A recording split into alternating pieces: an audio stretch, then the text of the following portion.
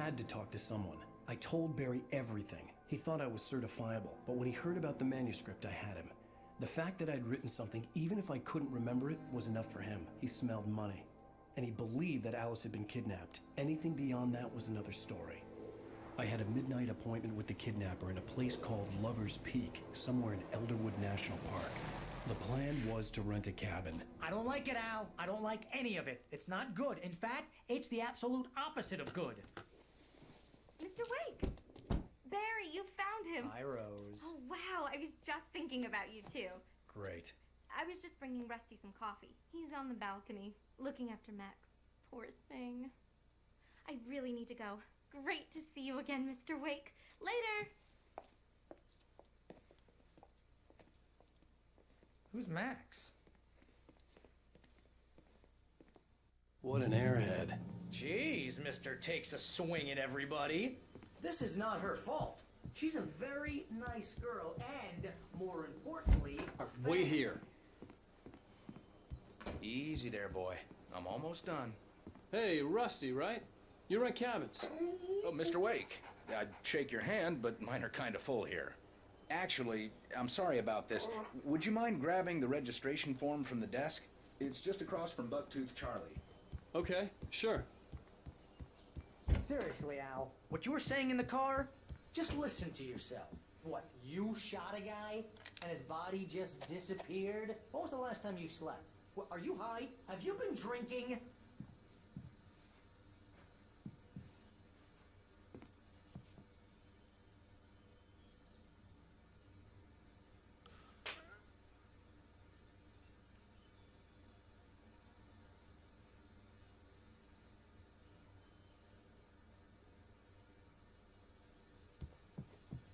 Do you understand what it sounds like when you say stuff like that? Don't get me wrong, it's a good story, could be a bestseller. But when you start confusing fiction with reality, you're buying yourself a ticket to the funny farm. Seriously, Al, you can't just go and meet a kidnapper. Wait Those here. situations always end up in disaster.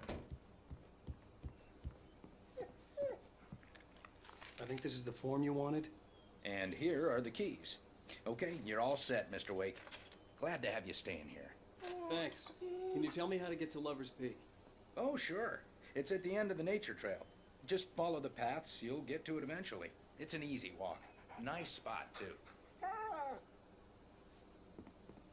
If you have any trouble finding it, just keep your eyes on the radio mast. It's right below that. Oh, and hey, if you take a walk in the woods, watch your steps so you don't end up like Max. I guess I'm a little worried. We got a bunch of campers out there we haven't heard from. It's not like these people are on a schedule, but with the traps, well, you know. I just don't want any trouble. Right. Thanks.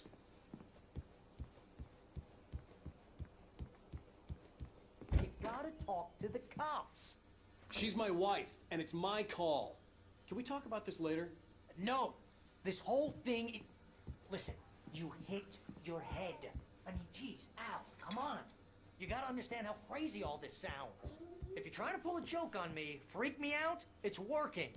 Ha ha! Let's have a laugh on Barry. Well, you had me going there real funny, Al.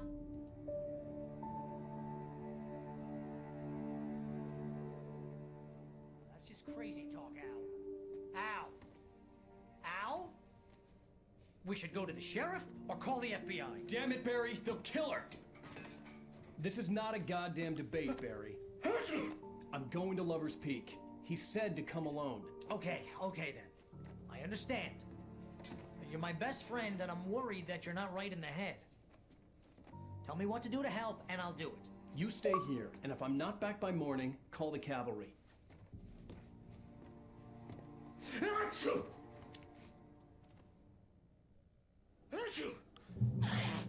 Just be careful with the natives, Al. These yokels are dangerous. Everybody hates a tourist, or it'll be deliverance all over again. Achoo!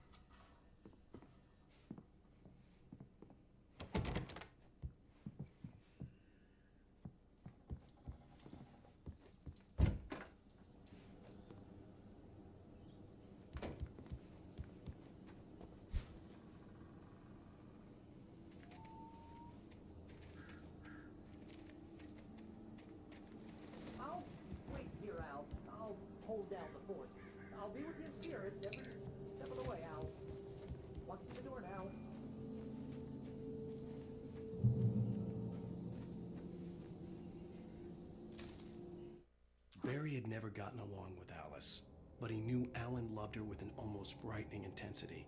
And now something had happened to Alice. And here was Al armed with a gun and saying things people got put in battered cells for. It was as if his friend had experienced a massive psychotic episode and was now totally disconnected from reality. It scared the shit out of Barry.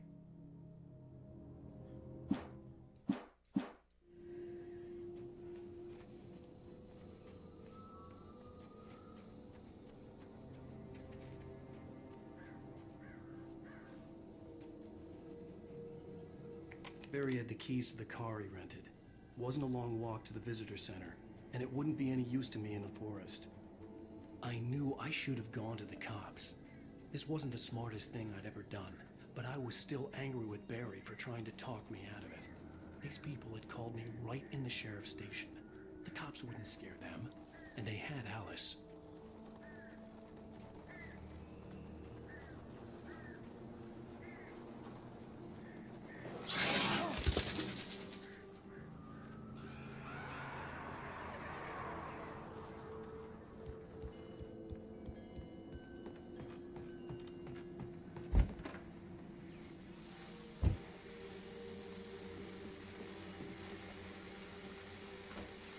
Welcome back to the show, folks. As promised, our very own Dr. Nelson has just parked his rear end in the studio. Doc, what's your Deerfest plan like?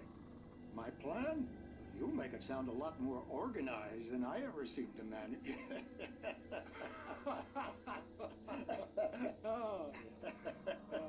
No plan, really. Just taking the atmosphere. I'm getting a little too rickety to do much more than that, you know. Oh, tell me about it.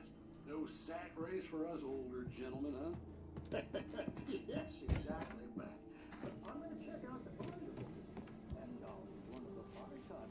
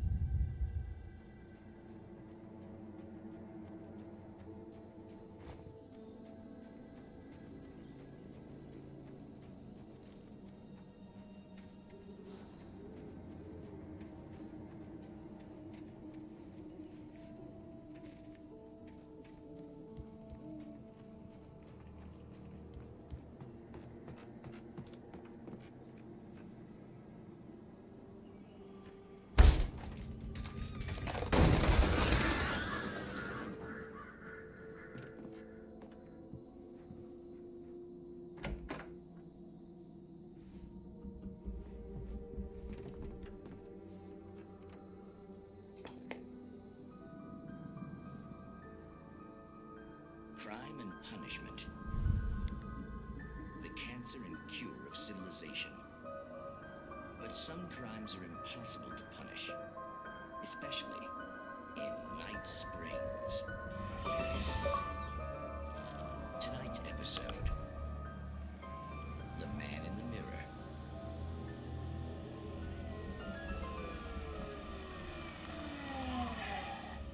He's inside, Agent. He's a weird one.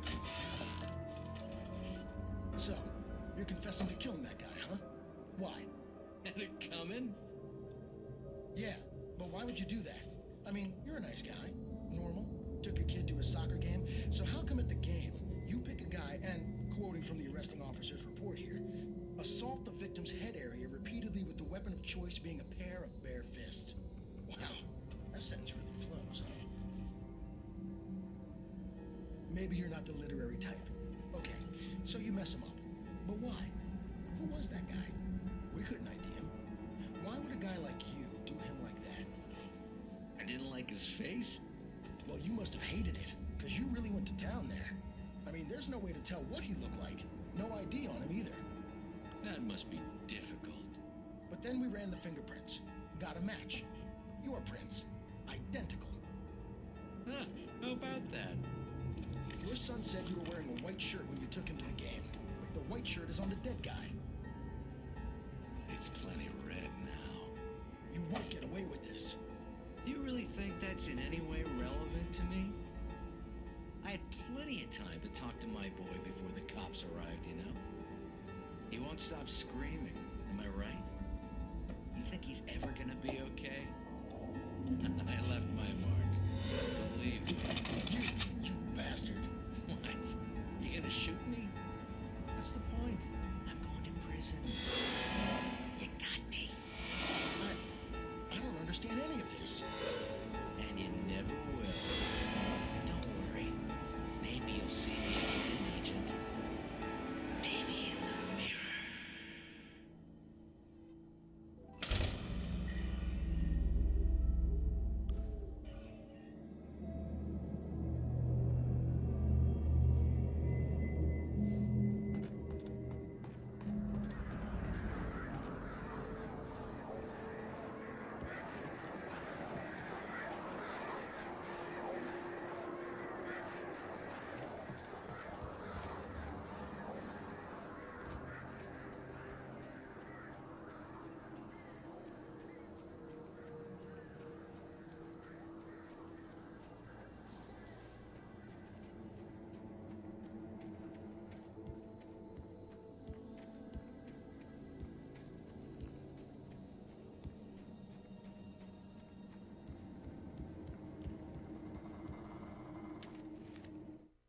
Rose knew that Rusty was in love with her, and she liked him too. She liked him a lot. He taught her to dance, and life had certainly taught her the value of a man who was gentle. He treated her well, made her smile, made her feel good. But Rusty wasn't the prince of her dreams, and that tended to underline the unbearable truth. She was no closer to that Hollywood magic than he was.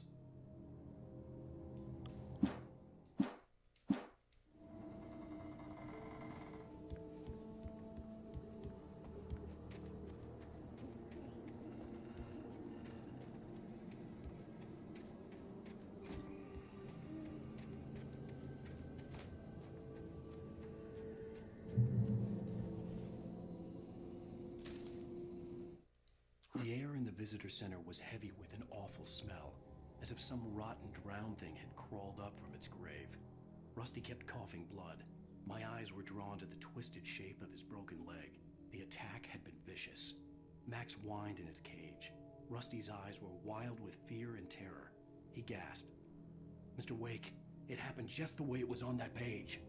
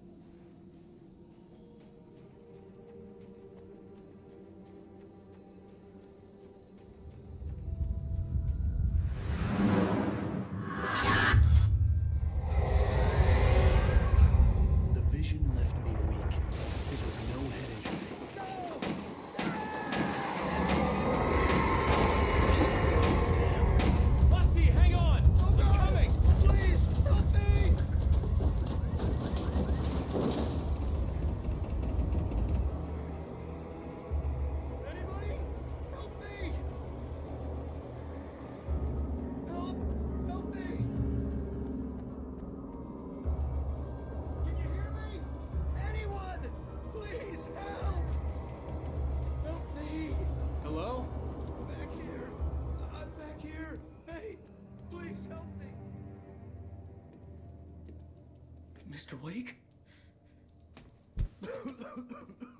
Oh, hell. It happened just the way it was on that page. I found came true. It knew.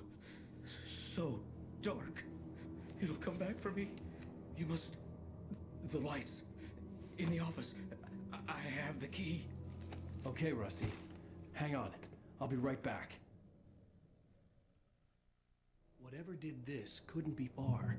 Rusty had found a page from the manuscript. It would help me understand what had happened.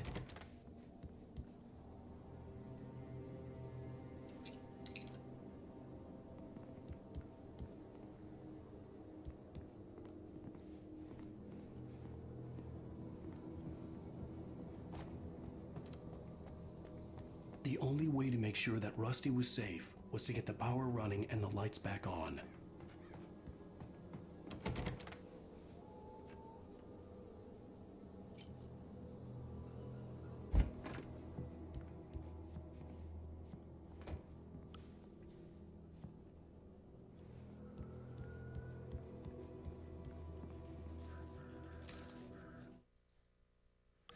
At the last instant, I changed direction and threw myself down. The axe splintered the trunk of a tree. I stumbled into the pool of bright light. My lungs burned. I was too exhausted to move. I tensed as I waited for the killing blow, but it never came. I raised my head. Nothing moved in the darkness beyond. For the moment, bathed in the cold light, I was safe.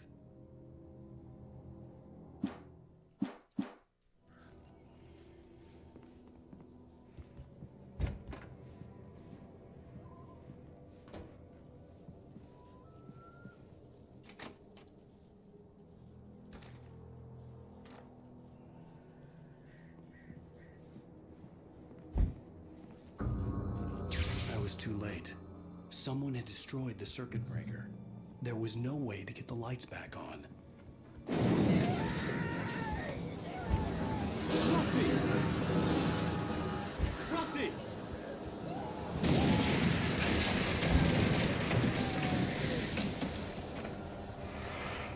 The ground was covered with oily patches that looked like liquid darkness. The visitor center was sturdy, but the impact turned the front of the building into splinters. Rusty was thrown across the lobby like a rag doll and hit the far wall hard. It didn't hurt until he tried to move and saw his leg bend the wrong way, felt the broken ribs stabbing him on the inside. Rusty howled in pain and fear, suddenly afraid to die alone.